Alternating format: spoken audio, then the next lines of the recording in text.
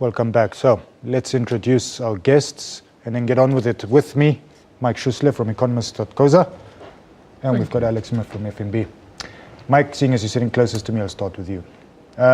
Quick summary of what the governor said, because we heard a lot of percentages, a lot of numbers. He said the economy was very weak. He said the international environment is a bit unstable, but Europe's looking stronger. America might be looking a little bit weaker than it did before.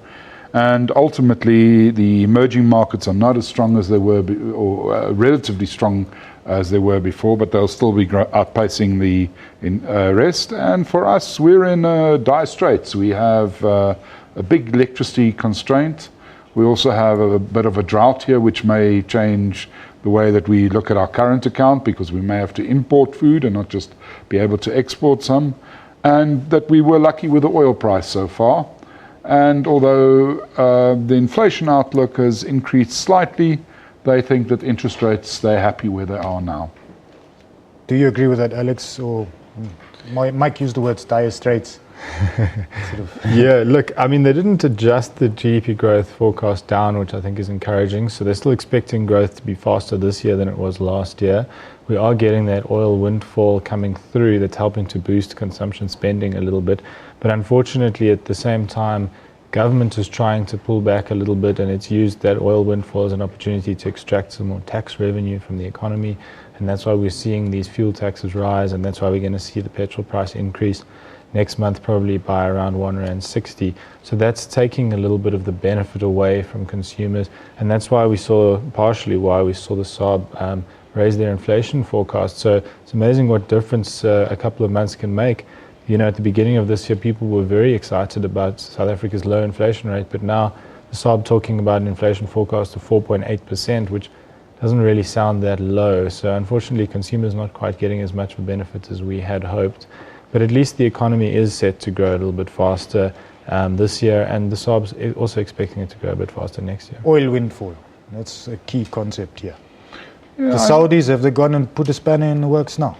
No, I think, you know, if you look at where the oil price is sort of roughly just below $60, and for where we came last year, if you look at the whole of last year, and the oil price was a bit lower at stages, we basically imported oil and oil products of 175 billion. Yeah. We exported 54 billion back into the rest of Africa and other places and so on.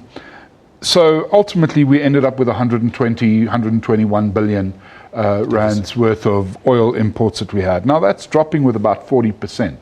So ultimately, that means that there's about a 48 billion gain for us as such. And if you look at that export number, that means you need 37 billion to raise your GDP with 1%, and imports are always taken away from your growth rate. So from your growth. So ultimately, what that does for us, it does lift our growth quite substantially. But obviously, also not having strikes or major strikes so far this year probably would also add to it.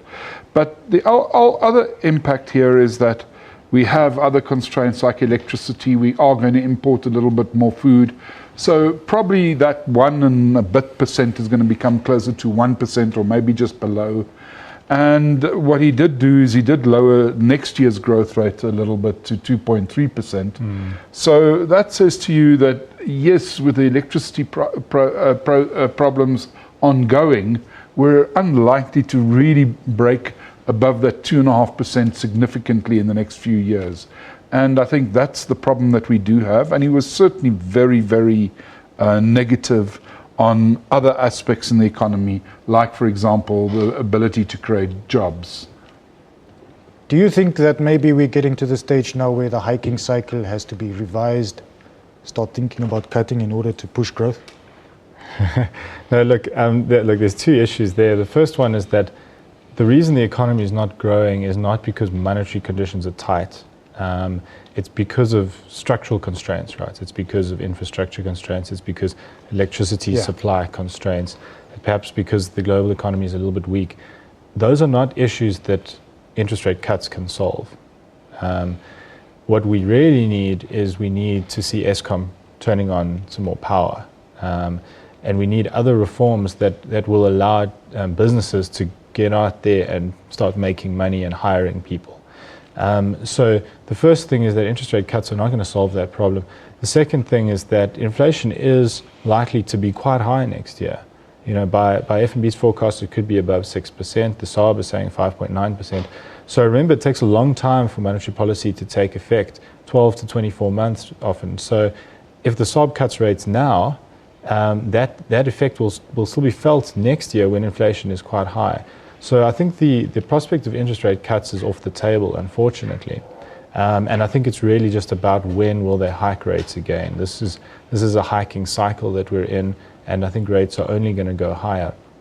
It's just simply a question of when, and that question I think is answered largely by the way that the rand trades and by what the U.S. Federal Reserve does. I was about to say, Janet Yellen will give us the answer, won't she? Well, in a way, yes, because people we're dependent on those financial flows, the short-term financial flows, as the governor pointed out. And I think what we're going to get now is that when the interest rates start rising in the US, you typically find in a hiking cycle that the commodity prices come under pressure. And we've had a huge commodity boom. And that is certainly going to take a bit of our income away as well. And ultimately, the people that are investing in South Africa are partly investing because we have an emerging market sort of stock exchange, if you wish, but we're also still a commodity stock exchange. And some of that money will then move out of our currency into somewhere else, and that's very likely then that the rand will probably, in all likelihood, fall. And against the US dollar, let me just say, against the US dollar, not against the euro, and probably not against the yen. And at that moment in time when that happens, it does make our imports a bit more expensive. Normally people have cover by buying it from a bank, such as FNB here next to us. They would buy cover for a 6-month or a 3-month period. So there is a time period that the prices will take to have an impact. Yeah, I think we are in for a higher inflation rate next year. I was very, very optimistic in December and thinking we could get cuts in the interest rate still, but I think after that we've just started seeing the drought come in and many other aspects coming into play, our own commodity prices coming a bit under pressure, and that I think has taken that off the table. We need to take a break now, but when we come back we'll talk about this volatility in conditions that we're going through. So yeah, let's take a break and then